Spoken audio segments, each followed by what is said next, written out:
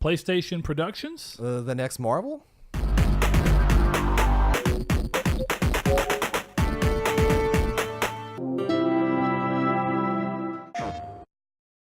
Hello and welcome to Triangle Squared, a PlayStation podcast. I'm your host, Brett Beck, and alongside me, Mr. Saul Bridges, bringing you guys lucky episode 113. 113. Actually, unlucky 113. Oh, well, does that carry over with every chronological up? So it's like if you get to 13 and then 113 and 213? There's a unlucky 13 in it, so I'm going to assume so. No, I'm not going to jinx us because we have a lot of stuff to do today, and we if do have a audio lot of messes stuff. up, I'm going to be livid. Yeah. You guys aren't going to see this. This might actually be the first time that if we have audio issues, we just don't have an episode. Yeah. Might. There's so much to... I hope you guys had a good Memorial Day weekend. I hope y'all were safe because ours is now possibly very jam-packed. But Brett, tell us who they... No, don't tell us who they are. You sure? They are the listeners of this podcast. Listeners. Tell them who we are. But if you're a first-time listener of the podcast or just not too familiar with us, then we are Triangle Squared, a PlayStation-based podcast. But we talk about everybody and gaming as a whole and how it projects, how it, whatever, plays along with PlayStation and everything. And if you want to watch our lovely faces, which are not that lovely. Anyway, if you want to do that, you can go to YouTube and watch us in video format every Monday at 10 a.m. PST and 12 p.m. CST. And if you like what we're doing there, consider subscribing, hitting the bell notification. It'll let you know when these videos go live, which is every Monday, every other Friday for our reader mail that we do, and then the opposing every other Friday for a new off-topic podcast that we are doing that is called, I can't actually say it because it's not technically a family-friendly name. So with that said, if you want to go check that out, you can do so. There's a teaser for it up on YouTube right now. So patrons will get this Monday. So Memorial Day tomorrow, and the episode proper will go out to YouTube in video format and everything else on Friday. So that is for the off-topic podcast, but enough of plugging that in. If you don't want to watch us do this podcast here, Triangle Squared, you can go over to podcast services, be it iTunes, Google Play Music, Spotify, a bunch of other ones. If there's one that you find that we're not on when you go to look, let us know and we'll get it fixed, but we should be on all of them. Past that, if you want to chime in to your thoughts when you're watching on YouTube, you can go down in the comments. We'd love to hear your thoughts. If you're watching or if you're listening to us through podcast services, you can hit us up on social media. So those are our Twitter handle being Triangle SQRD, our Facebook group being Triangle Squared, a PlayStation podcast, asked to be entered in there, and we will gladly accept you. Saul will not be there, but you'll see us and some other members of the community. If you want to join where we are most active, it would be our Discord. We have the link for that in the description below. You can gladly join and talk with a lot of the members of the community and give your feedback with everybody and share your opinions on things that we talk about through the podcast and our podcast discussion little section or anything else like that. We have some general chat, music chat. You can ask us our reader mail questions over there just like you can on the other social media aspects. So if you want to join that, you feel more than welcome to. And lastly, if you'd like to support the show in any form or fashion, you can roll over to patreon.com and give us as little as $1 to help us with hosting costs, equipment costs, all the stuff like that. Thankfully, to our patrons here, we would like to extend a huge thank you that we did not have to pay out of pocket to not only re-up our hosting for this show this year, but also we did not have to pay anything out of pocket to host a new podcast. So we appreciate that, and we are very thankful that we have people who give us their time and their money. We realize how much that is, and that money's a very hard thing to come by, so we appreciate that support. With that said, I think it's time to get this rolling, Saul. We got to start this show off the proper way. How are you, sir? And what you been doing this week? Been playing a lot of Destiny. A lot of Destiny. That's the only video game I've been playing lately. I have noticed. So, yeah. I just kind of fell back into it, and I really don't plan on playing a whole lot more. I do take my vacation here kind of soon, and I probably will pick up Days Gone at that point. That's going to be the week of E3. So, depending on what my plans are following E3, whether I go out of town like my idea is now, or if I'm just going to hang out here, I'm going to be playing Days Gone if I do. So by then I would think it might be going on sale. If not, I'll probably use some credit card rewards to pick it up cheaper. That way you're not completely out of pocket. Yeah. I got you. I do that too. All right, cool, man. So nothing else. That's not surprising. I've seen you on Destiny 2 pretty much every day this week. As for myself, I have been playing a ton of Team Sonic Racing. I even had a little day where really early on, I'd barely played it, where Kiki and Richard, or Zeo Neon, both got on and we did a team race in casuals online. It was very fun. I'm going to rely on you guys to help me get a couple of these more trophies. I think I'm aiming for platinum. The game's very fun. I enjoy it. It's not flawless, it's not perfect, but hopefully Crash Team Racing will fill all those little bit of weakness spots this has. But otherwise, it's been a great game for $40. I really enjoy it. And I think if you like kart racers, this game does something. One of the things that, and I know I'm in a minority opinion on this, I tried Mario Kart for the first time since Mario Kart. I tried Wii Mario Kart. So that was the one before 8, technically, besides the 3DS one, which was Mario Kart 7. Yeah, 7. What was the Wii one called? Did it have a surname? I don't even know. Mario Kart Wii, I think, might have been all it was. Yeah, you might be right. But anyway, I did technically play that one. But Mario Kart has never been the thing for me. I don't care for the way they separate things through the CCs. And even then, I don't think that the sense of speed is very good on the 200cc, which is the max speed, if I recall right. So for me, I don't care for that, and I also don't think that they've done enough in the mechanics range. I think that they have a game that a lot of people find feels really good, and they just keep doing that same game with newer tracks and newer people being pulled in and newer graphics, and that's fine if that's what you like. And maybe that is a little bit of an ignorant stance since I don't play deep enough into them, but I tried Mario Kart 8 on Switch when I had one because Blaze picked it up, and I was like, okay, I'll play with Blaze. That game just does not do it for me. I do not care for the way the game feels. I don't care. There's something that is even wrong with Team Sonic Racing here. I always love when these games let you build a boost meter for your drifting, or and I think that this Team Sonic Racing does the same thing that, if I'm remembering my time with Mario Kart 8 right, does, where when you drift, if you drift long enough, you build up a boost, and then when you let go, you get a temporary boost. But games like Mod Nation Racers will let you drift and you'll build up a boost meter, and one of my favorite things about it is I think that's the only game that does that. It probably is. But the reason I love it, and it's I think for kart racers, it's the most recent kart racer I've played besides this one. So it just stays in my head. But I love the idea of a lot of the Mario Kart games have got the blue shell, and a lot of kart racer games have the what's equivalent to a blue shell, which is just something that can come in and just ruin you right when you're about to win, which feels decidedly unfair to me. It should be a game about skill, and I understand that adds a layer of hecticness. This is fun, I think, when you're playing with other people, and it can kind of be crazy. But when you're really playing the game, definitely against AI, and that happens when you've been doing great up into that point, and for you to have no recourse to A, stop it from happening, or B, really retaliate in time, I think that that's a real big... I don't know. It kind of crushes the mood for me when I'm playing those games because it just feels incredibly unfair. But what I love about Mod Nation Racers is that since you can drift as much as you want to, and drifting builds up a boost meter, then you can choose, how do I want to use this boost meter? Do I want to boost with it, and do I want to mix and do a little bit of boosting and a little bit of shielding? Because what it lets you do, if you have enough boost meter, if you time it just right, you get a temporary shield. So if somebody's going to do something that would be like a blue shell to you, you can time it just right, know it's coming, and then bam, hit the shield, and it won't hit you. But you can screw up. And if you screw up, not only do you waste your boost energy, but you also, of course, get hit with it. And then not having the boost energy means that you don't have recourse to get back up to speed. So there's a lot of management that comes with that I think is a little bit more fair. And that's why I like those games. Team Sonic is a little more of an in-between of the two, I feel like, with the way it chooses to do stuff. But one of the things I like about it is that it's not always about winning yourself in first. It's about having your team win. So it's you and two other racers, and the teams are pre-set up. So if you're playing as Sonic, you're going to have Tails and Sonic. Essentially, the closest, and it's actually funny enough, the only Mario Kart game I really ever mildly enjoyed was Double Dash. Yeah, that's a good Mario Kart game. And that's the only one I've liked because mechanically I thought that was a really great idea. It was more unique, and it gave a sense of control to these ideas. I didn't play Mario Kart Wii, I don't think. I played it once or twice at Tyler McCusker's house. Wow. So it's been a long time ago. And I think it may even been Blaze's Wii. I don't recall.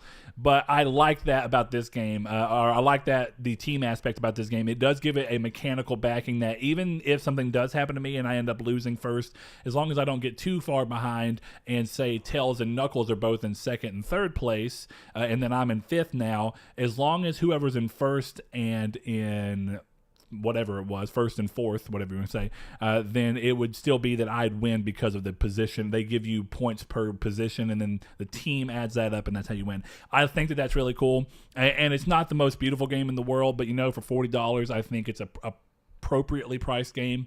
and it's really fun. So with that said, I'm going to go ahead and announce here that with this week, we did, like I said, unveil the new off-topic podcast, and I was very caught up in all that, making sure that we were getting it onto podcast services and approved so that we can have it ready to go up Friday. And in that, I completely forgot to do the community's take section, so you can throw all that on me. We will have one next week, I promise.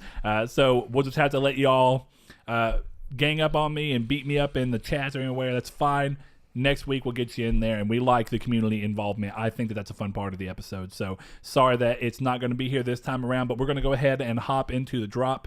Saul, go ahead, bud. Sure. So for those that don't know, the drop is this week's weekly PlayStation releases across all of its board. And don't forget, I stopped including all the consoles unless it's, of course, or I stopped including PS4. So if you hear a console, it's obviously for not PS4. We have Blood and Truth for PSVR.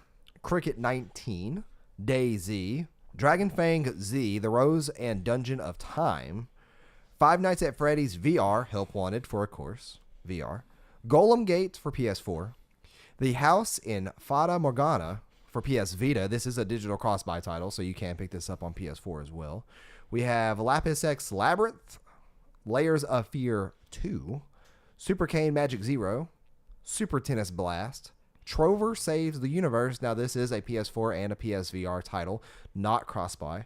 We have Unruly Heroes and Warlock's Tower. Now, this is a PS4 and PS Vita cross-buy title. So, a couple in there that you could pick up for both systems at the same time. Just to give a little bit more on the Trover Saves the Universe, it is a game. It's one game, and you can play it in VR or out of VR. It's not that you buy it either way. Why would they do that, then? Just to say that it has PSVR function. The entire game can be played in VR. They need a separate tag for that. The entire game can be played on PS4. I think there's a lot of games like that.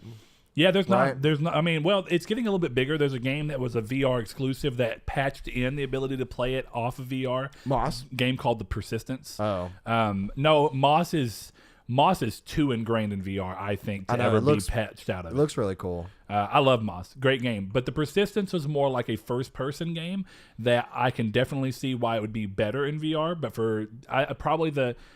there's a great thing that we'll get into in a little bit about the VR market being a weird thing where a lot of developers go into it because it's exciting, but it's not necessarily crazy for money. So in this situation, I think this is a situation where a game developer is like, there's an obvious way for this game to work outside of VR. So what they likely did is release this VR first so that they got more news. Because if you really think about it, you're going to get, when you're a little bit more special, the upside of that is when you're doing something like VR that's a little bit more of a niche community, you're going, and it's something that's not very big and hasn't been around for so long. The benefit that they gain from just being a VR only title is that they get bigger push toward that. Right. So people are like, oh, this new VR title that was built from the ground up for VR, and it was, but then they went back and retooled a lot of the areas to say this could work easily with minor changes as a first person game. We'll add that in later, and it's been like 8 months, if not a year, since the game came out. Now we're going to do it. We have another chance for this game to get a revenue stream. And I think that that's probably smart. We saw that happen. You think about Accounting Plus. It's a game that would not be anything without the VR. But Trover, in the type of game that it's trying to be, even though it's made by the same developer, which is Crows, as Accounting Plus was, I think it's smart for them to go into it with it being both, kind of like what Resident Evil did. So, okay, that makes sense. But yeah, I thought that was interesting. We'll get into VR talk here in a minute, though. I guess it's time to move over into the news. It is. So with that said, Saul just hit his code and entered it in. I need to do the same for mine. I actually entered it. I just have not downloaded it. Neo 2 is going the same route as the first game, with alpha codes having been sent out to users last week for alpha tests that will continue through the week until June 2nd. They are using feedback to put back into the game to hopefully make a better final product for the fans, so you can check your email to see if you got a code, and if you haven't gone and checked it yet, or if you don't get notifications. Now, one thing that we noticed was interesting. I noticed a lot of people, just from talking and seeing different things, where a lot of people who either didn't have interest at all in the first game, or maybe played it but didn't finish it, seemed to be getting codes more so than people that finished the first game. And I've seen that across the board. I've seen a lot of people giving codes away because they said that they just dipped their toe into Neo and realized it wasn't for them.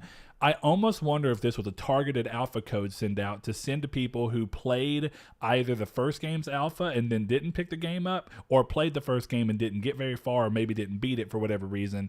And this is them going, okay, let's give the alpha out to them. We know we have a game that works for the fans who went through and beat the first game, but maybe we can use a little bit of feedback to make a game that would be more likely to pull in people that this game did not seem to touch with very, And I think that it would be interesting. We don't know if that's the case, but I could see that. Right. Because a user example, Sean, one of our community members and friends, beat the first game and loved it, didn't get a code. Saul and I both got pretty far in the first game, but for different reasons didn't beat it. I didn't beat it because something else came out. And much like Sekiro, I got too moved out from the game and then just didn't go back to it in time. So I just still haven't finished it, whereas Saul's save file got corrupted. So when you look at that, if they're able to look at the stats and say, well, he didn't beat the game, but he played it, wonder what made him quit. Let's let him play the alpha, give his feedback. If this is a curious question, Saul, but if you had to say from the little bit that you know about Neo 2 so far that I've told you, which is like, the character creator and stuff like that, no longer been playing as William.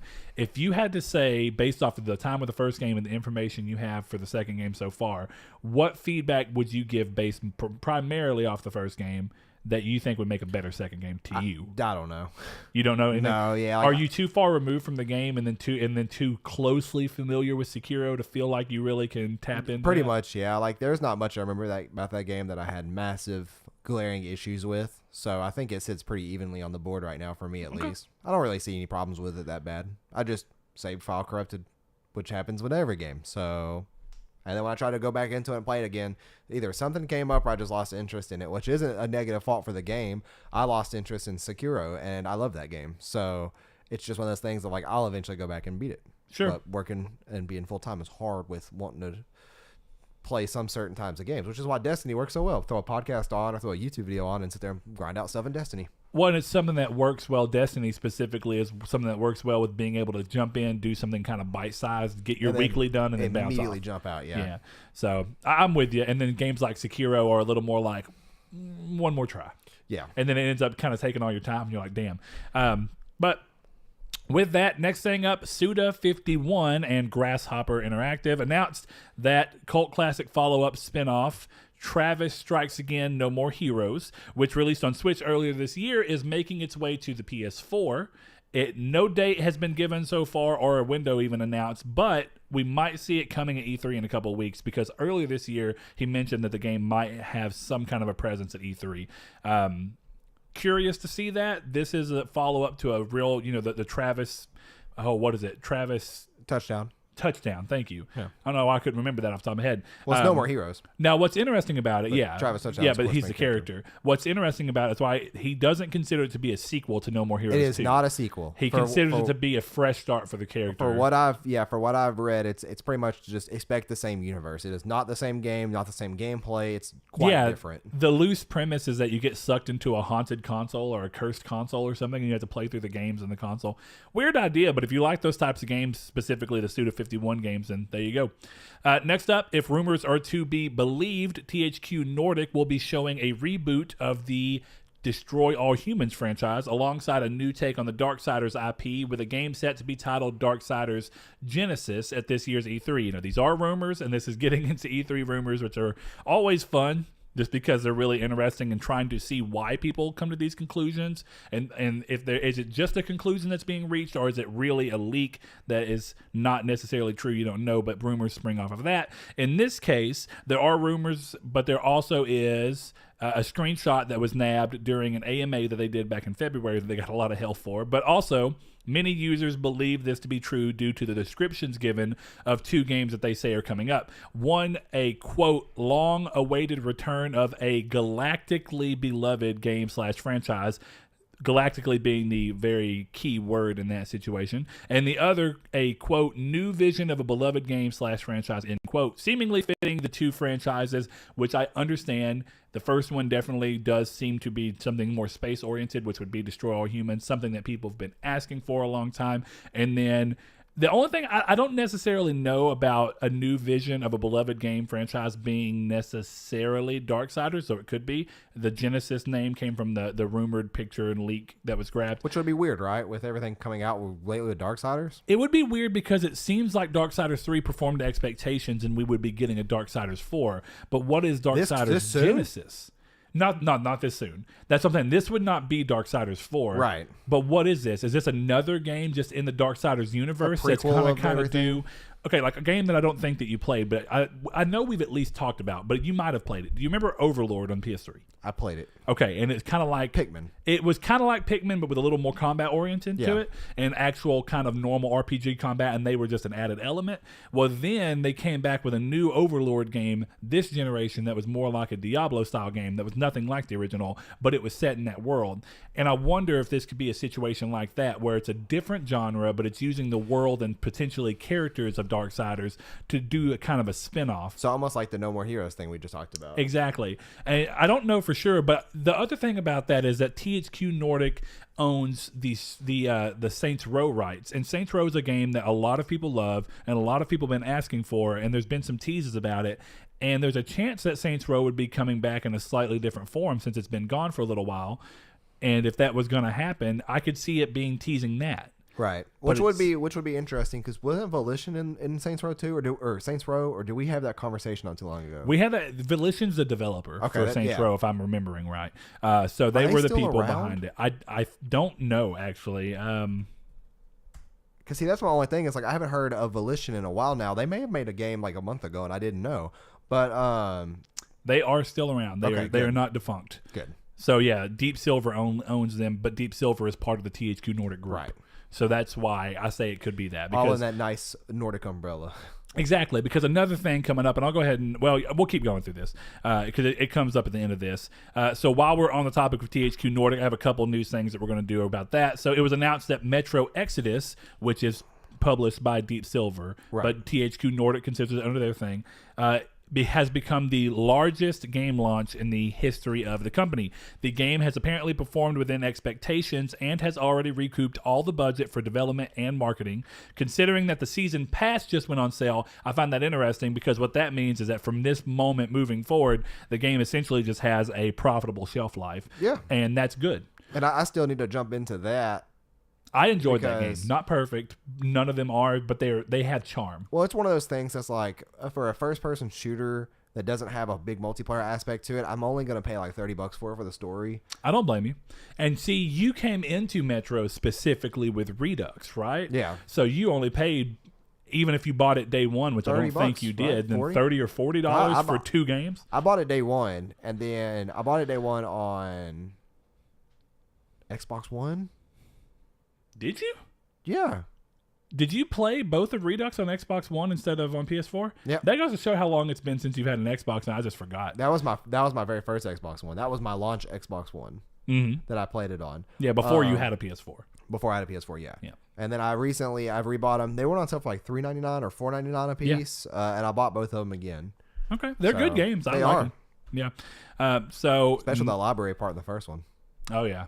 Spooky. Yeah, 2033. Yeah. They're all great games, and I actually really liked what they did with 2033 of bringing it back with a little bit more modern mechanics based off of Last Light. The gas filters and everything. Yeah, I thought gas mask filters. Yeah, well, being able to break it and how you change it and everything. It was kind of like a refined version of what was already in the original. Right. But the original was an Xbox 360 exclusive. I'm a little surprised that you didn't play it. Well, it came in that weird period where like Mass Effect was an exclusive just because the PS3 wasn't out yet. Yeah. Or it was out, but it was really new and it was really hard to develop on.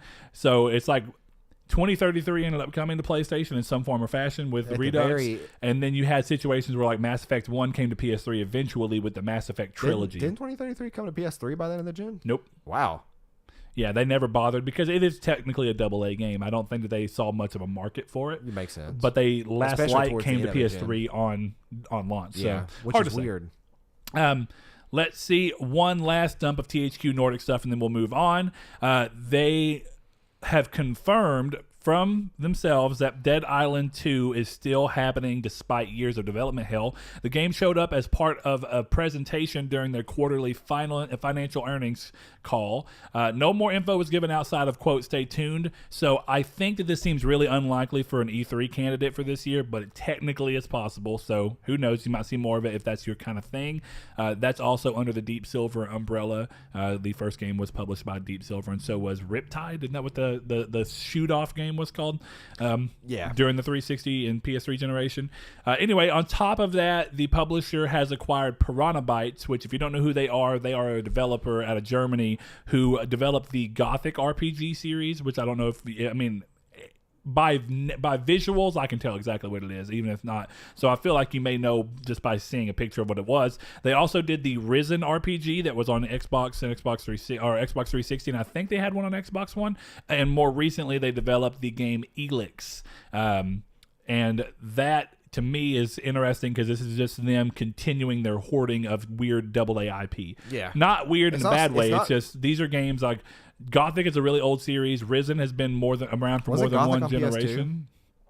I don't even know, honestly, but it's been around for a long time because there was Gothic 4 on PS3, so probably was on PS2.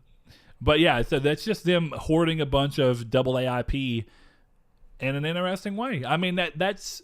It makes you wonder because, like, there was a thing recently talked about the number of games. I think it's 46 games they have that are unannounced, some ridiculous number. Don't quote me completely on that, but it's a lot. So when you look at it under that idea, it's like, why do you get all these IPs? Some of them just have to be to sit on, and just because it's essentially it's equity at that point. They have it to do whatever they want to with at some point if they ever needed to, but also they can come back and re-release the games, remaster them, all those things if they wanted to. So. Have you ever played any of their games? Nope. I've played Gothic 4. Arcana, I think, was what and it was it ran really poorly, and it was on PS3. I bought it as a weird, just looking at the shelf, and the case looked cool. But I think the game had promise if it would have run right. So why can I not find a solid answer on Gothic 1 and where I've never seen mind. it? That's a different. So I didn't realize that. So that wasn't made by Piranha Bytes. So that was called Arcana. Gothic 4. Made by Spellbound Entertainment and Black Forest Games. So is published by Joe Wood Entertainment, THQ Nordic, GmbH. So that's interesting. So it's technically that's the name. That's an offshoot of one of their studios. Weird. Look, more importantly, it is part of the Gothic series, but it wasn't developed by them. So that's interesting. Interesting. Okay, well, there you go. That's my only experience with the thing, but I have visually seen it. I'm really curious what this acronym is, or if this is even an acronym. It's even on their website. I have no clue. Yeah, it's weirdly capitalized. GmbH. Maybe it's a foreign thing. I do not know. Huh, weird. Yeah, I don't know. I've never even seen THQ Nordic with that. Well, I've never. It's an abbreviation of the German phrase, which means company with limited liability. Oh, okay. So it's like a LLC here. Okay, that makes sense. Limited Liability Corporation. I know, but it's just okay. I guess it's just because that's what it is. Then that's what I thought. It's the foreign translation of LLC. Of that, yeah, because they're out of Austria, so that makes sense. Weird, but makes sense. I almost broke my finger. All right, next news, up, going back to E3 teasers, another one comes from Warner Bros. And TT Games, who have teased that they are set to reveal an unannounced game at the event.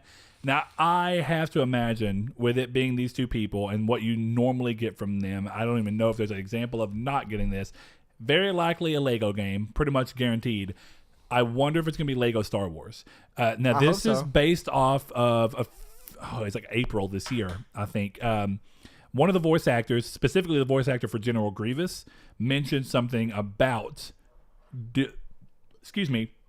them doing another Star Wars Lego game. Why is it always like the weird voice actors that spoil everything? I don't know. It's always I think General Grievous has been voiced by the same person the whole time, but it may not be true. I'm not saying like he's but he's not necessarily a huge character. Yes, I mean, yeah, like he's not a household actor name like Mark Hamill is or Ewan McGregor. That's true, but maybe it's just because Hayden they get to be household names by being a little more professional. Even though I will say, General Grievous is a really, really cool villain. He is. I love him, and actually, I really love the old Attack of the Clones. Yeah, the original one that was done by the Samurai Jack Windu people. Crushed his chest plate, and that's why he coughs in awesome. episode 3, which is no context because even though incredibly no context, but it's just a character trait in episode 3. Episode 3 is one of the best Star Wars movies. Fight me, if not the best. Thank you, Saul. Fight me. I'll give you the fight choreographer for that movie, and you won't beat him because them fights were amazing.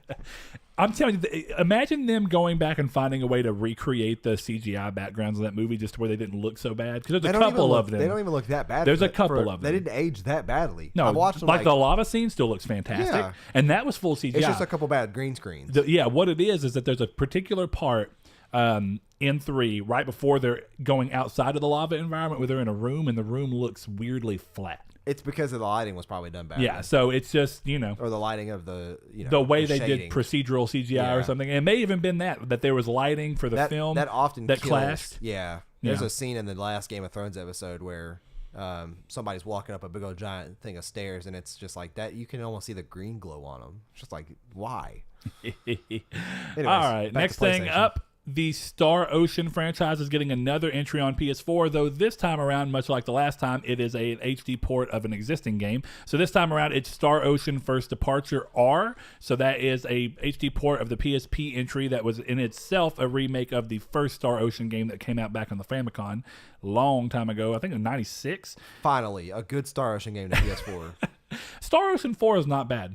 I didn't play Star Ocean 4. 4 was the one that was a 360 PS3 release, and don't get me wrong, it's of the time. Star Ocean 3 is a lot better, and Star Ocean 2 is a lot better. Actually, I played Star Ocean First Departure on PSP, and it was great. What was the one that was bad that came out? Star Ocean 5, Integrity and Faithlessness. Yeah. And it's not that it was just bad. There was so much wrong with that game. But there was stuff wrong with it. And the thing that irked me the most was the jittery walking. Because what was weird about that game is that when it was still... When nothing was moving, it looked gorgeous. But when you start walking, it's almost like your ankle is just like playing catch up with the rest of your body. Well, the thing about that is, I know that I let you borrow it. Did you? I bought it. Hold on, I bought that release. I'm talking about something else. Oh, okay. And it's going to tie into this. I let you borrow Tales of Vesperia, or not Vesperia, sorry, Xillia. You're talking about a game you let me borrow 6 years ago. Okay, but do you not remember having a somewhat similar feeling in that game? Anything about that game except like a ballroom area that goes outside the snow. Okay. That's it. Well, I was curious because I feel like looks like that's somewhat involved with them. Like that game series has the same thing where I don't know what it is. If it's just because it's a budget game, you have to get used to a very odd. There's movement. A lot of cliche / tropes / problems. I don't want to say that word. Overall, it's definitely the worst game in the series yet. JRPGs typically have these little things that you overlook because they're JRPGs. Yeah. And that was one I could just couldn't overlook because the way the camera was set up, you literally could not see it. Yeah. And I could not get used to it. I feel you. Anyway, so right now there's no release date or window that was given, but last time they did this with the HD port of the fourth title, that didn't take so long to get out, so I would imagine it's something we'll see soon, probably within the next 6 months. I hope so, because that'd be fun. I've been looking for a good JRPG to play, so Chad, Liam, Kiki, all you guys in our Discord, let me know something to play. If I'm not mistaken, Star Ocean 3 is a PS2 classic on the PS4. No, I want a PS4 game. I don't blame you, but dude, Star Ocean 2 is really good. Till the End of Time is so amazing. In my opinion, the best one. That's Star Ocean 3. I love that game so much. I have that game actually still, and I could play it on my PS2 if I wanted to. But I could get trophies on the Until the End of Time version. is the best Star Ocean to me. I will agree with that. But anyway, we'll move on to the next thing. But I want something new. Okay.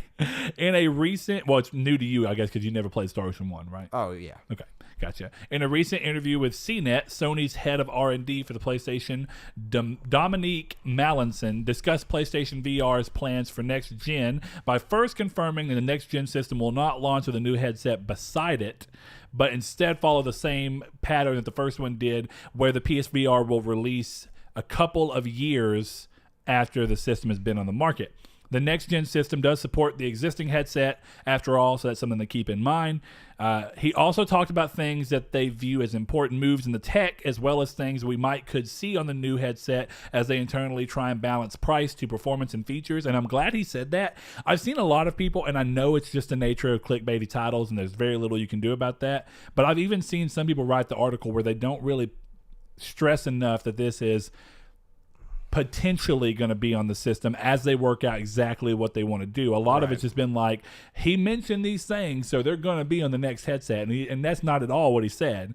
These are things he'd like to see on the next set, but they're trying to balance between price, and how well it's going to work in the systems that they're doing. So one thing that people were talking about, as he said, is that they were talking about wireless console free, and that's not going to happen. He actually talked about that very specifically, is that while he really looks at the Oculus Quest, which is a new VR headset that does not have to have anything, it's completely powered by the goggles, and it's lightweight and really free, easy to move because there's no cables. He said that in this situation, that's just really hard to do, and since a lot of people are going to be doing this in their living room anyway, they don't view VR as something that people are going to just want to take around to them to hotels and stuff and easily set, do. Yeah, that would be a nightmare. Exactly. He thinks that this is something that most people would do in the comfort of their living room. So the console will be there anyway. Why not benefit from the console's power? Unless you could have like this really cool carrying case that everything is stored in and charges everything. I mean, it's possible. Something like a dock that you typically use, and then you could just fold it up and carry it around with you. I think the reason I'd say that is in a hotel room, you're not comfortable with your surroundings like you are in your own living room. What I mean lock by that door and get butt naked. That's not what I mean. What I mean is that you're not familiar with what's around you. Your spatial sense is not what it is in your living room, because you're in your living room so often that you're like, oh, the couch. Even if you're standing and not looking at it, you're like, the couch is 3 inches behind my leg. Yeah, and then the bed situation's weird too, and a lot of having to set up the camera and stuff. If there even is a camera, these are all things we don't know about. But yeah, it's gonna have to have a camera, I thought. Well, but I don't think that the Oculus Quest does. I don't think it does either. But I'm just saying, the Oculus Quest is expensive too. It gets weird. Anyway, moving on to the other stuff he was talking about. He does talk about true wireless headsets for improved freedom, eye tracking, which is actually, he called it gaze tracking, but it's specifically talking about your eye and being able to have something that will look at where your eye is looking in the game, so that there are things that can use that feedback to either focus on the point. Like if you're focusing on something, it'll shift the rendering power to make it look more detailed than things are outside, so it'll render certain parts based off of where you're looking and how quickly it can do that in real time, which sounds promising but also expensive. Lighter overall headsets is one thing he talked about, and the potential for mixed reality capabilities with pass-through cameras like we've seen a couple of other VR headsets use, but not necessarily a what do they call those things? He specifically mentioned the Magic, oh Lord, what was it called?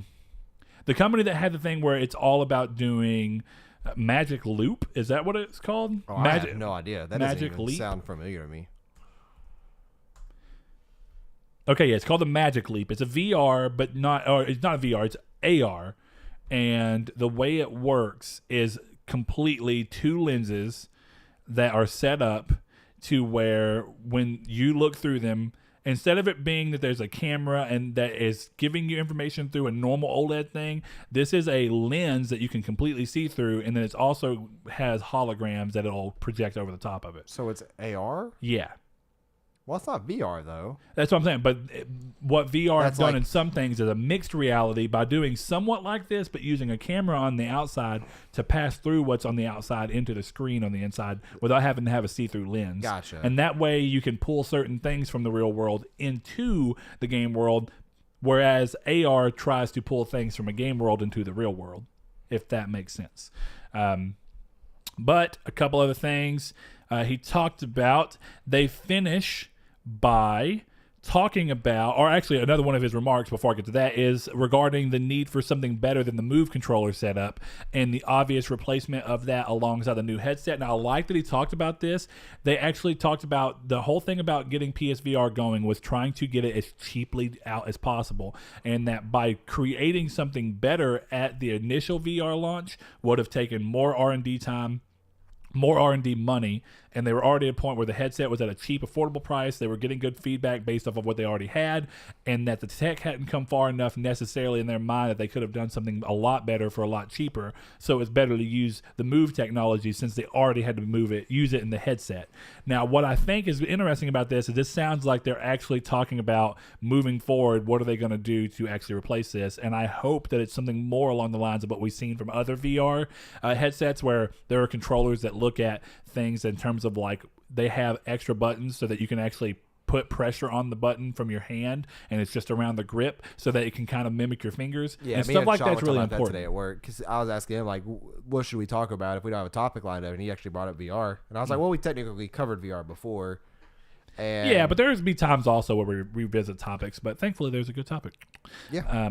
But anyway, they finish by talking about the health of the VR market, with PSVR currently sitting at 4.2 million units sold so far, but that the future of the medium will lend to a more mass market appeal as the tech improves, which I do think is true. I think that it's very clearly to say that even with 4.2 million units is impressive for PSVR, and they are by far the market leader.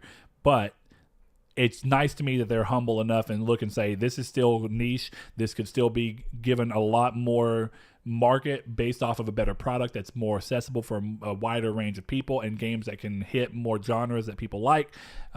So do you, now that we know, one of the things that we talked about a while back, that's a weird video. It is.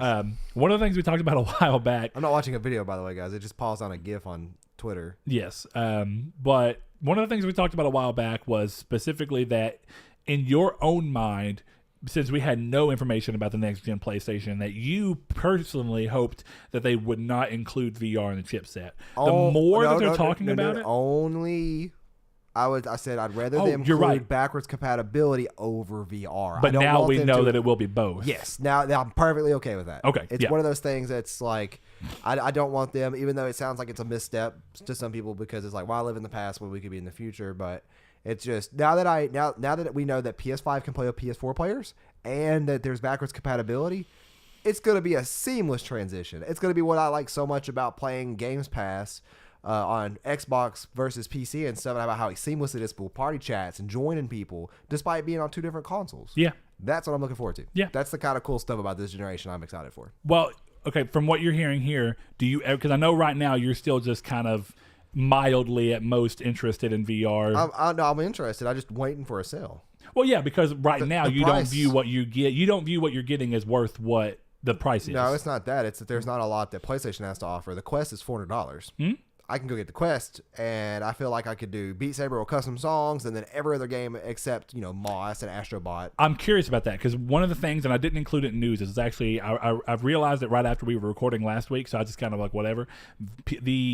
The game Beat Saber is going out of what they consider to be its beta phase, and you're going to be able to make your own songs even in PS4 from what they're saying. Making your own songs is one thing, though. But what does that mean? Yeah. That's what I mean. Can you pull your own tracks in and then bake something to them, or is there legality that's a problem there? Legality is probably going to be a problem there, at least on Sony's side. I don't know why. And even then, would you actually be able to, on the Oculus Quest, have custom uploaded songs? Because there's technically not a computer or anything to mod them out. Is it a separate version of the game? That's a question I don't know. Version of the game, but even then, the Oculus Rift is what, $450 now? It's cheaper. Maybe. I honestly, I don't know. Yeah, just PSVR is down to what, 300 new, right? Pretty sure. Depending on where you find it, yeah. I'm waiting for because like the only thing I'm worried about with that is that there's Beat Saber I would get, and Moss right now, and so like I keep my eye on it. Then there's other games I would get for just the fun part, or like the little tech demo things, like Job Simulator. Something I don't see myself playing a whole lot of, but something to play for every now and then to have fun. But let's see, the Oculus Rift Plus with touch virtual reality system is $650 or $569. Okay, but that's the one that has those new controllers that actually has feedback and which stuff. I also like those as well. So okay, well, I was just curious where you stood, because I mean I know that you've mentioned a few times that if you could get it for $200 or under, that you'd be more interested in getting a VR. Yeah, if I can catch it on sale like I did last summer for $200, I'd pick it up instantly. And the sad thing was I literally missed a sale by hours. Yeah, and I regret it. Okay. Well, there we are. Moving on to the next thing. Saw the game we were talking about a little bit. I think we even mentioned it last episode. But Ancestors, the Humankind Odyssey, has been announced to be releasing in December for consoles, and it's coming a little bit earlier for PC. So if you have any interest in that game, showing off last E3, kind of a survival game that moves through the decades, or I don't really know how it's going to move through time, but it's going to be starting very long ago, early in evolution, if you believe in that thing. By the way, I forgot. I did not know they're selling the headset now for $200. Yeah. Okay. But that's also, I'm pretty sure, Gen 1. I'd have to look. I mean, probably so, but this doesn't have the move controllers. It doesn't have, like, I'm talking about the bundle for people that are, the bundle went on sale with Borderlands for $200. And you got the camera, the move controllers, and Borderlands all for $200. I don't remember if it was that. I think that one was $250. That one might have been $250. Yeah. There was one with Gran Turismo that came with a camera and everything for, and the game for $199. Yeah. So, anyway. Next up, the Order 1886 developer Ready at Dawn have revealed that they are working on an unannounced AAA console title. Since 1886, they have released a number of titles, including the critically acclaimed VR title Lone Echo. They say they plan to take some of the lessons they've learned in the VR space while working in the VR sphere and translate those over to the console title with a focus on player agency and not removing control from the players as often as they did in the Order. And they realize that players are often not going to do what you want them to do, so you have to build a game that's going to work around what they're going to do as well. And I think that's pretty cool, because even though I love the Order, I can clearly state some of its faults, and that is one of them. It puts odd control in your hands sometimes, where you have control, but it's very limited because they're trying to get you to do very like, specific what's the point? thing. Yeah, it's almost like this could be a cutscene, and that was my biggest. Like one of the biggest the examples, and this is one of the only things that really irks me a lot about the game, is definitely when on subsequent playthroughs, is when you're going through and like you pick up there's a part of the game where you pick up the gun that has the lightning rail thing on it that's really cool, that Tesla makes for you, and you pick it up and the game forces you, even though it gives you control, it's very minimal control, it's just an axis tilt where you look at the gun and you have to sit there and move the analog stick a ridiculous amount of times for like 10 seconds. You have to do that for a couple items to get the platinum. Exactly. Yeah, it's just like, and it's a very, well, not even that, there are parts in the game that you have to do it at. Well, what's bad which game is really design annoying in this game was that there are things you have to pick up for collectibles, and it does not tell you got them. Yep. And you just got to rotate them and like, I hope this counts. Mm-hmm. Yep. There's no collectible. There's a couple of games that have suffered from that. It's a good lore, but man, was $10 what I paid for it worth the price. Yeah, I like it. It's good. If you can find it on sale for $10, pick it up. It's frustrating at times, but it's really good. I really started whenever it went on the hardest when difficulty. it went to $20 brand new. I started telling people there. I was like, I think the game is easily worth $20. I would say $20. Yeah, it's a solid 8 hours. But you can catch it for under 20 now, often. So there was on sale on PSN sale for $5.99 like not long ago, 2 months ago. Yep. So anyway, the new title from them is in early prototyping stages, is being funded by the developer themselves, though that doesn't necessarily mean it's being funded by them right now. That doesn't mean that they won't be looking for outside funding once the game gets further in development, and will likely not be seen until next-gen consoles already have a couple of years under their belts, according to the CEO. I'm not going to say his name because I can't ever say it. It's like Rue Syria. I can't say it, so hey, there we go. If somebody wants to tell me how to say it, I would love that. Next up, though, Square Enix revealed a new trailer for their Tokyo RPG Factory, and if you don't know, that's the team behind I Am Setsuna and last year's The Lost Sphere. It's an action RPG called Oninaki. The game received a release date of August 22nd for Japan and still holds a summer release window for the West that might be revealed during the publisher's E3 presser. Not sure. That also could move, but right now that is still what it's saying. That may be the game that fills my JRPG hole. Because dude, it looks so good. Setsuna, I've been wanting to play that game for so long, and it looks like my perfect kind of game. And Lost Sphere goes with the grain as well. I want to play that game so much. And now this one, if you can't tell by my note there, have you seen the trailer for it? No. Okay, dude, it looks it's an action RPG, so it's real time. It looks like JRPG Diablo. So I'm curious as to where you're going to stand on it, but I mean, you can roll through just a little bit of the gameplay that's there, and it's pretty interesting. Oh my gosh, just seeing that right there is pretty dope. Yeah, so it's got kind of interesting builds. It looks like it's going to be focused around the same idea of Diablo, where you're going to,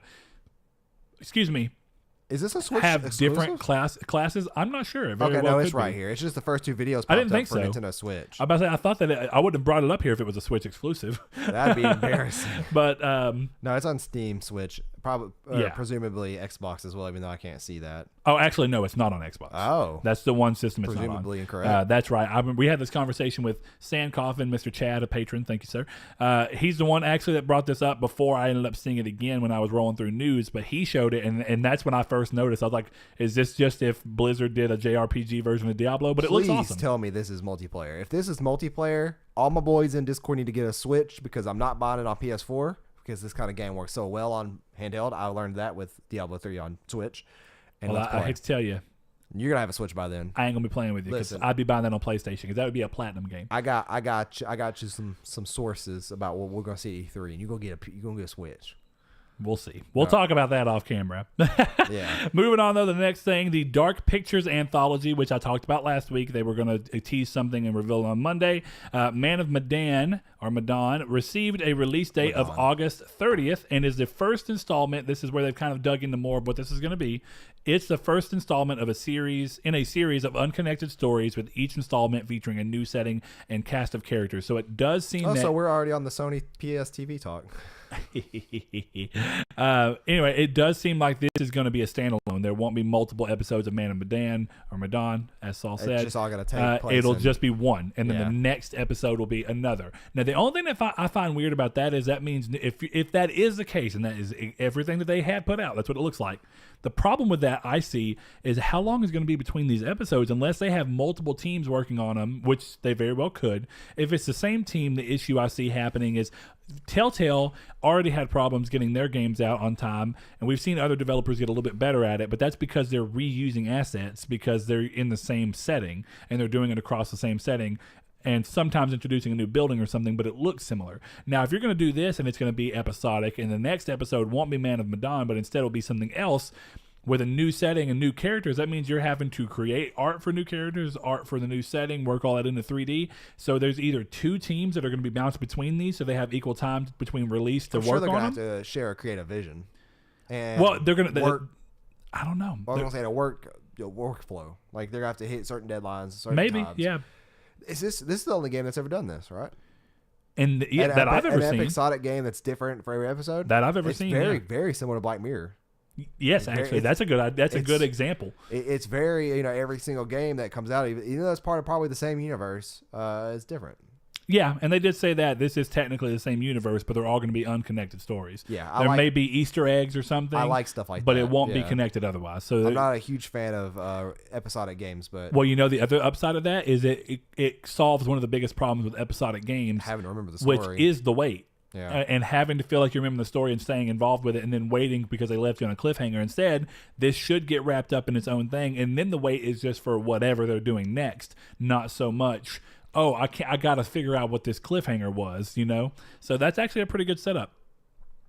Next up, God of War 2018 has surpassed 10 million copies sold since its launch last April. Congratulations to the team over at Sony Santa Monica. The game is fantastic. If you have not played it yet, get on that quickly. One of the great things that we talk about every now and then on here, that we talk about in Discord too, as opposed to Nintendo, who never drops their prices, Sony is great about dropping the prices of their games slowly. This game is $40. If you wanted to wait longer, you could, but I think the game was worth $60 easily. If you wanted to get it at $40, bam, we announced last year that this won the Triangle Squared Game of the Year award, and for that reason, I believe we helped Sony Santa Monica sell probably around 80 million copies. So,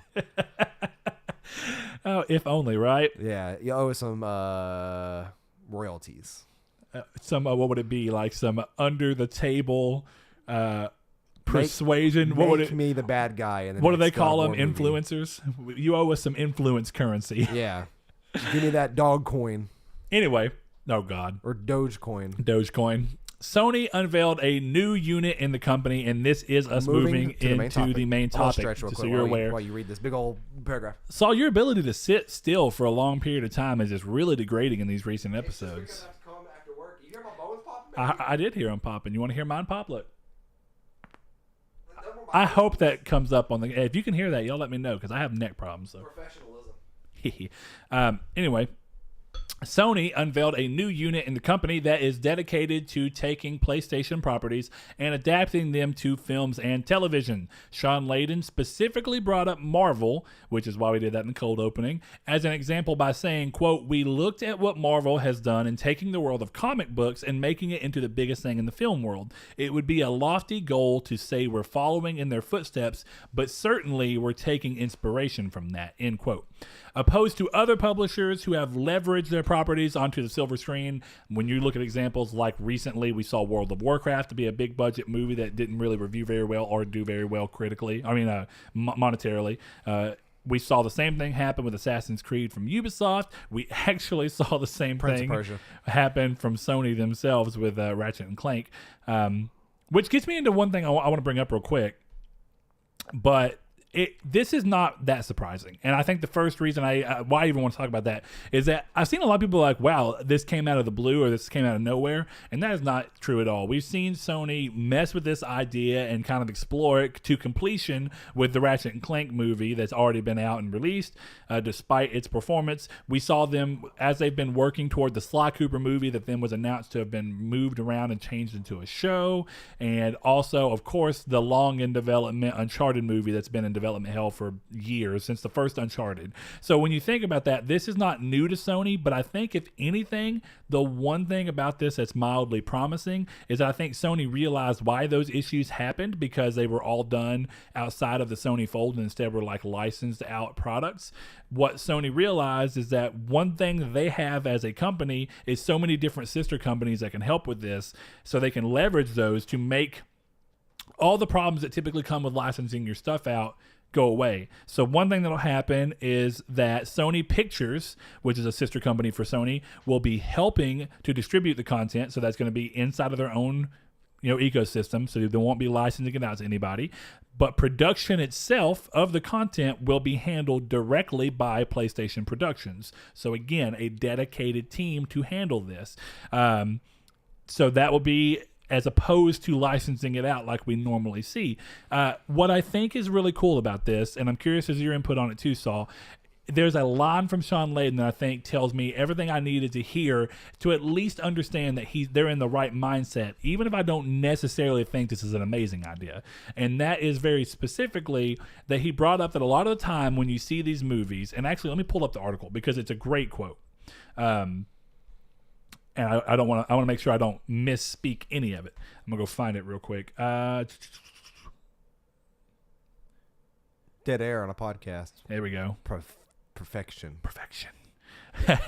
You can quote, "You can see just by watching older video game adaptations that the screenwriter or director didn't understand that world or the gaming thing," Layden says. "The real challenge is, how do you take 80 hours of gameplay and make it into a movie? The answer is you don't. What you do is you take the ethos you write for from there specifically for the film audience. You don't try to retell the game in a movie," end quote. And now that actually 100% ties agreed.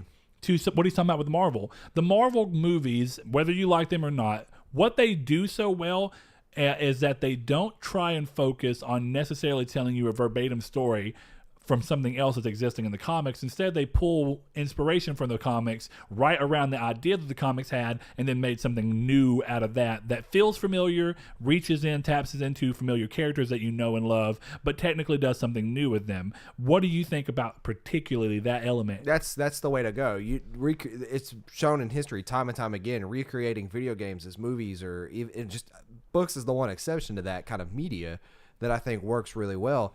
But I do think that when you take a game and you try to shove what he's talking about, 80 hours into a 2-hour, even 3-hour movie, you're going to miss a lot of stuff. And then a lot of the stuff that goes by like that, you give the viewer the opportunity to watch a 3-hour movie instead of play the 40-hour game, which for some people, convenience is key. And that could really work out for them, sure. But there's a lot of work and art that's going underappreciated that's not fitting into that movie. And I think that what they could do, what I honestly hope they will do, is they don't take a game and translate it into a series. And that's pretty much what he's saying they won't do. They take the lore surrounding the game and they build a series upon it. And yes. I think that's the way to go. I think that you could take the lore of God of War, you could do a mini series or a series, a 1-season, 11, 12 episode series of what the world is like in between 1 and 2. And I'm talking about the new God of War. Yes.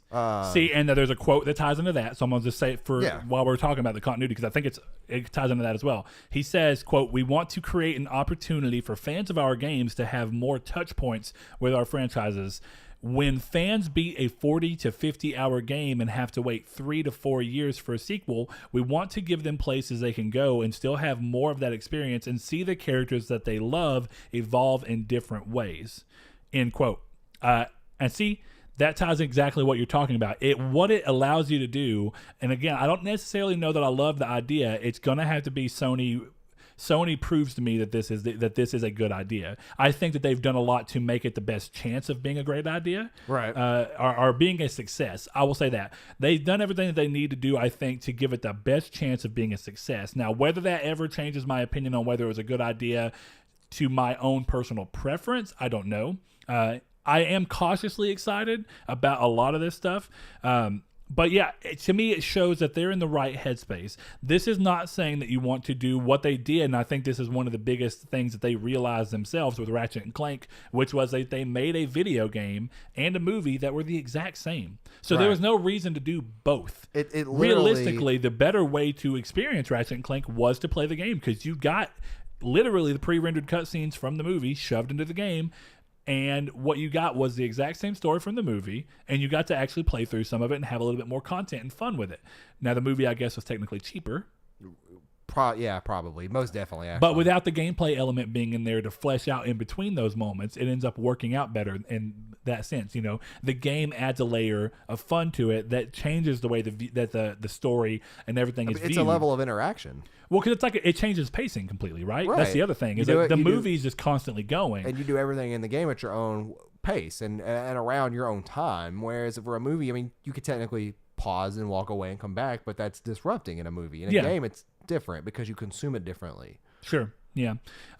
So one of the things that comes up here, and there's actually some stuff that we'll get into in Reader Mail next time around, most likely, just because we'll dig a little deeper into, maybe there'll be some more news by then, definitely with E3 coming around, we'll see. But with this, they specifically brought up, and I'm going to see if I can find it in this article again. They talk about the fact that Uncharted is one of them and that it's already considered to be the deep in production route and they're moving it all in-house. Now, the upside of that, this is probably the biggest chance that we're going to get an Uncharted movie that's not terrible and completely misses what everything's for. It'll be an original story. Right. The biggest thing I'm curious about is, since that's already kind of been going and that they probably don't want to waste too much time and money on it, though they might because they realize how big of a franchise Uncharted is, what do they do with the movie at this point? Do they make sure that everything they're doing, it sounds two different ways, right? It sounds like he's saying he wants it to be a completely separate universe from the games to an extent. But at the same time, it sounds like he's saying he wants it to act as a canon addition to the story.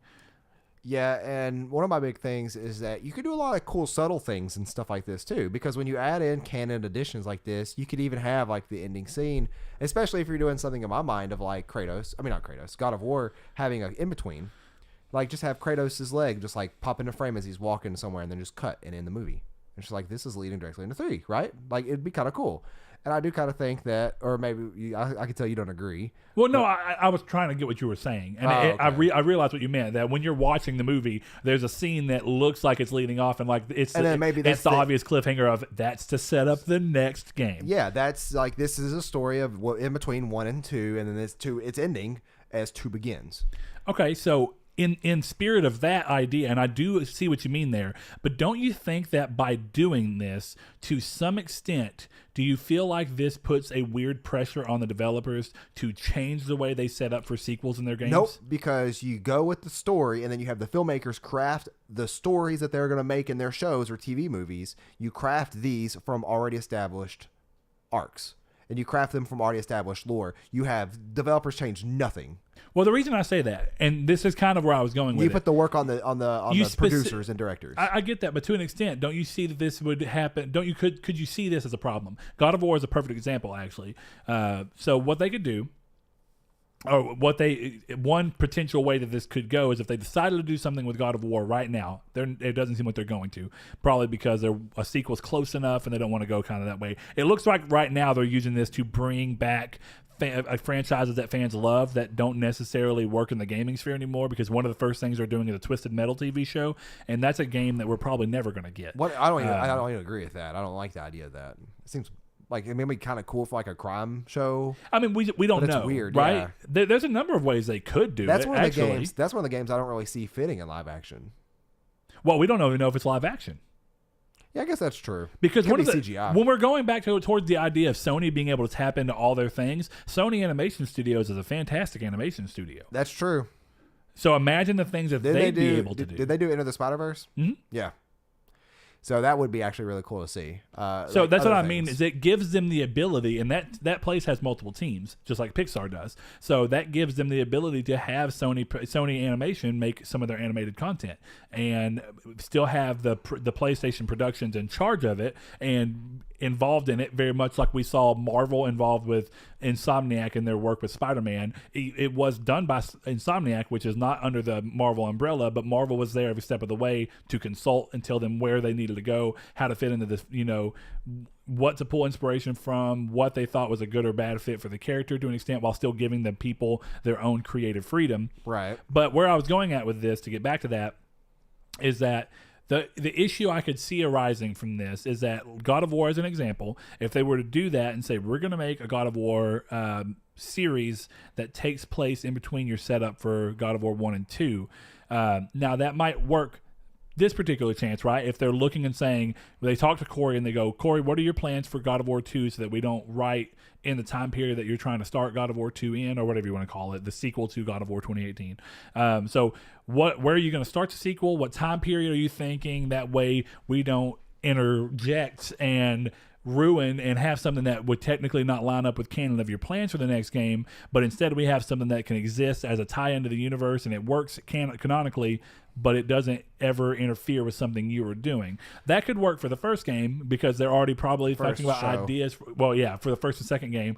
But then does that make the way that they want to set up God of War 3, whatever you could, that's why I hate these naming conventions. But, the third game in the new trilogy or whatever they're going to do, if it even is that, would it change the way he'd want to set that up at the ending of 2? Because you'd be thinking, well, if they want to ever have content between here, would I even do that? Or would I want to leave there some space to let a show fill that up? Because my example is God of War 2 to God of War 3, the original releases, not the new thing. Right. But the original God of War 2 leads directly into God of War 3.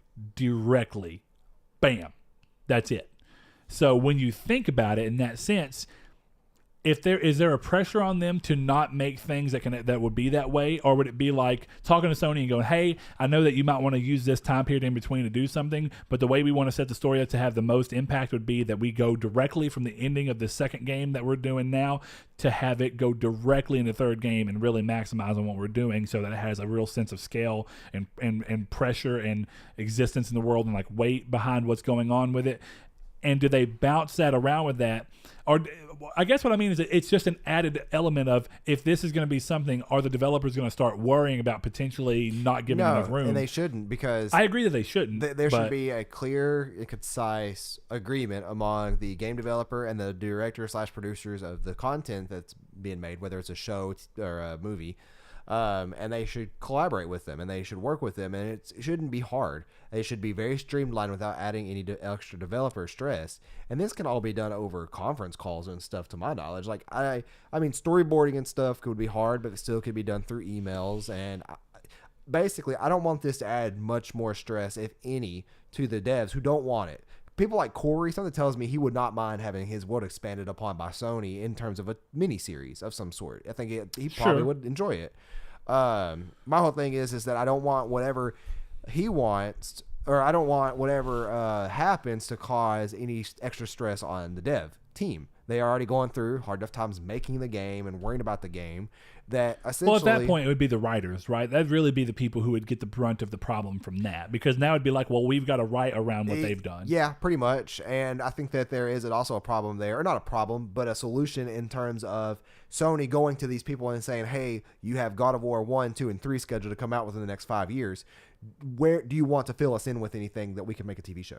Yeah. And then Corey sit down and be like, I want is there an obvious time frame that you feel like we would be able to have carte blanche? And like what I think would be really cool, especially with the comparison to Marvel, is that in, say, God of War, I don't know, God of War, the show, there's going to be a really cool main character in it. I don't agree that every time that there should be something like this that they should always show up into the game, but it'd be really cool to see him pop up in like the last game, maybe come there to help out. An original character that they create in a TV show for a TV show that comes into the game. There's that, but I think the other thing that I don't think it should be overused. If we're utilizing the Marvel comparison that they're kind of going off of, I actually think one of the better things for that is that Marvel have really thought about how to utilize people who weren't necessarily big and make them big by giving them their own properties.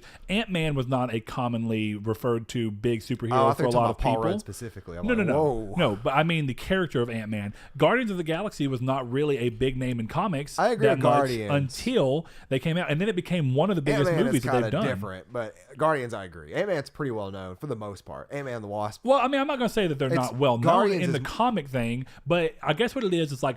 It's not a household name. It's not a common name. Exactly. Guardians became a household name because of the movie. But before that, it was only comic book enthusiasts. That a normie would know. That would know. And still not even all of them, but some of them. I mean, so what you could do with that, though, is that it would give you the ability to kind of take the idea behind that and say, well, in God of War, the newest one, what if we're going to go a route where we start to explore time periods with people that you may already know? Because, perfect example of that is before Spider-Man ever came out, Civil War had Spider-Man in it.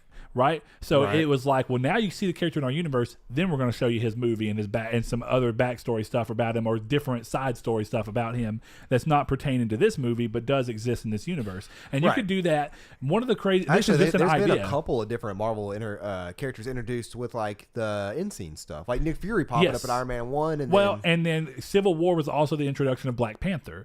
It's like, and then they went and made a Black Panther movie, and now we know that they're making a Black Widow movie. And even though all the stuff that's happened leading into now, it's like she's been in it from the get-go, but they've never given her own side story until now. But because they go that route, they could do the same where this is just like a thrown around idea. But obviously in the game, and I don't know if I'd like this, but it just gives you an example of what you could do. There could be a series for God of War. And, one of Sean Layden's quotes is you get to see characters that you love evolve in different ways. One of the things that you could actually do is experiment with other time periods, other things, and pull in characters that we've already seen.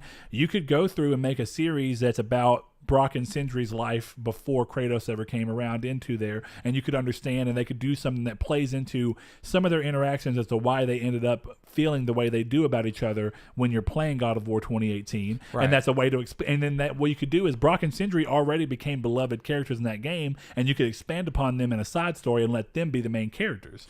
Yeah, and I do think that it goes to say as well that I don't want this to be a thing for major main characters. I don't want to see major main characters. Exactly. It's like I don't want to see Kratos in a side series. I want to see other people in the world to flesh out the world with other characters. I don't even want to see like Atreus, like you said. I don't want to see him in Atreus or Atreus. Why Artorias? I don't know. It's a Dark Souls character. No, it's not. I'm pronouncing that wrong. Oh well, can't pronounce things. But what's new?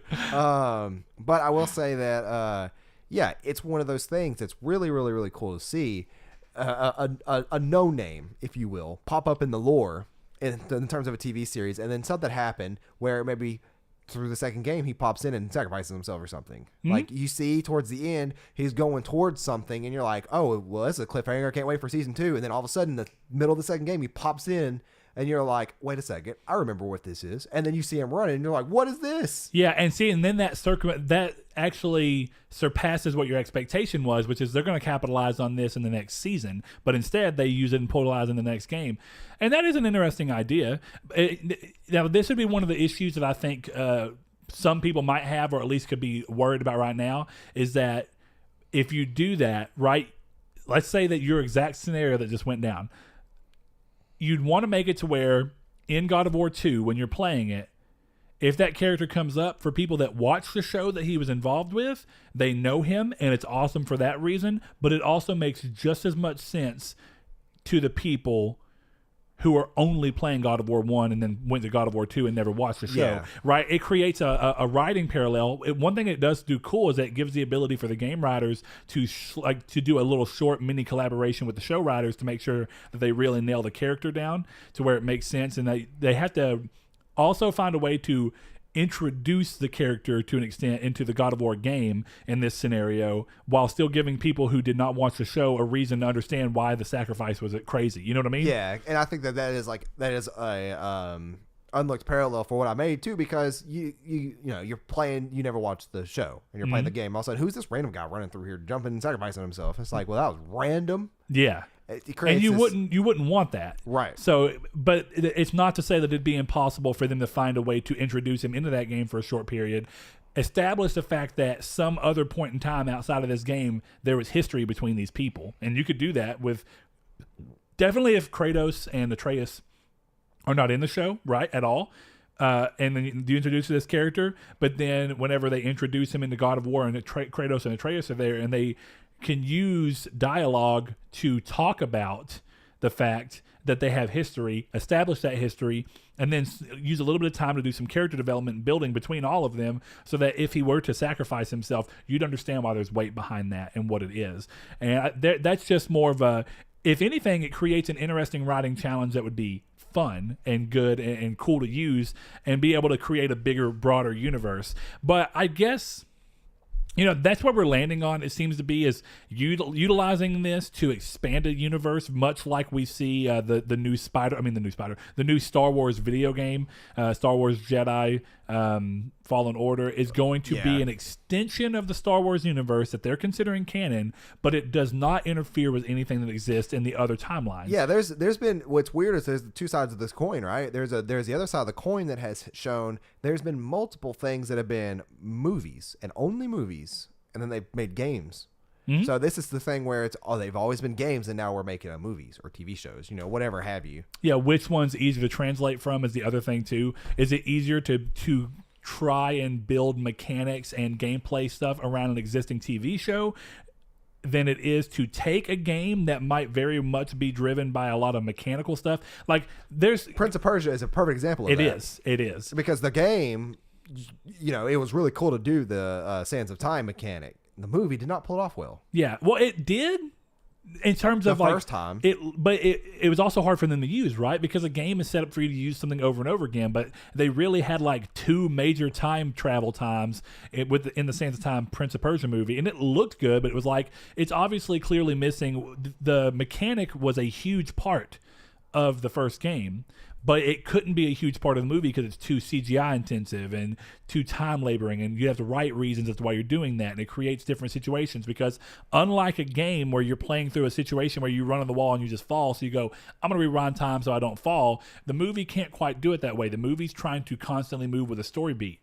Games, you don't need that, because in the times where you're playing, what's keeping your attention isn't the story beat as so much as the gameplay and mechanical boundary. I think another example is something like, and there was technically an anime for it, but like Devil May Cry, right? There's a manga for it when too. you look at Devil May Cry and you think about what it is, it's like Devil May Cry is very much as people look at the Dante and the universe and stuff, it's also very much about the combat and the way the game plays and feels.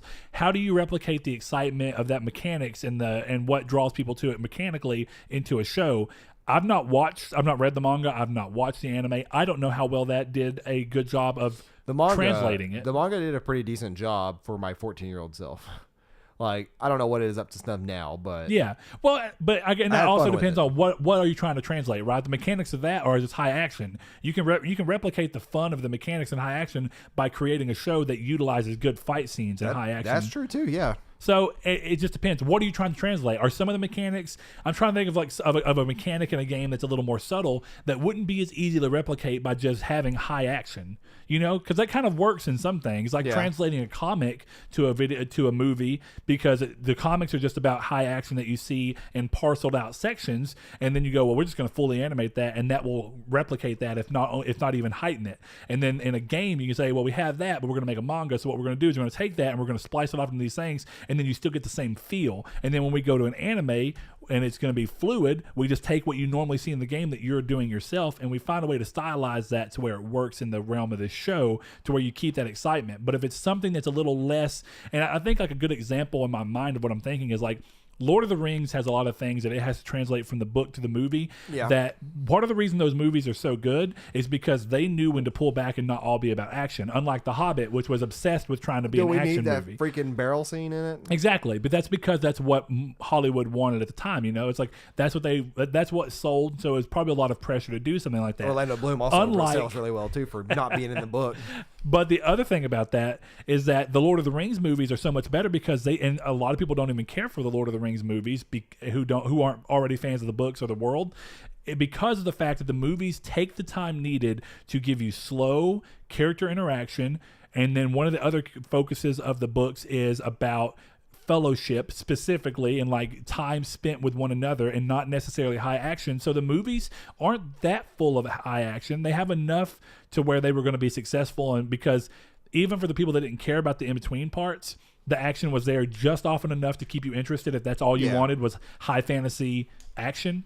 But when you look at it under the guise of the movies did a really good job of translating what the book wanted it to be, where it's not all about war. War is part of the world, as it is every world. Correct. But the crux of the book is not just that. The crux of the book is the character interactions and friendships. It's the problems that people may have with the imagination and being able to visualize that, where the movies did a really good job. Exactly. What is it, the Battle for Helm's Deep? Yes. Yeah. Yes. And see, that's what I mean. And how does that work when you're trying to translate mechanics to a show? Or do you even do that? See, I know way too much about Lord of the Rings for somebody who's never watched the movies. That shows you how much I've read about them. You've never watched the Lord of the Rings movie? We've had this conversation 1 million times. I will let you borrow the Blu-rays. I have them in there. Why don't you guys let us know what do you want to see that is a big Sony video game franchise and adapted into either a series or a movie. Mm-hmm. And more importantly, and I think it ties into that, right, is do you want it to be something that acts as a Star Wars-esque universe extension that plays in and ties in with the games, or do you want them to be freely,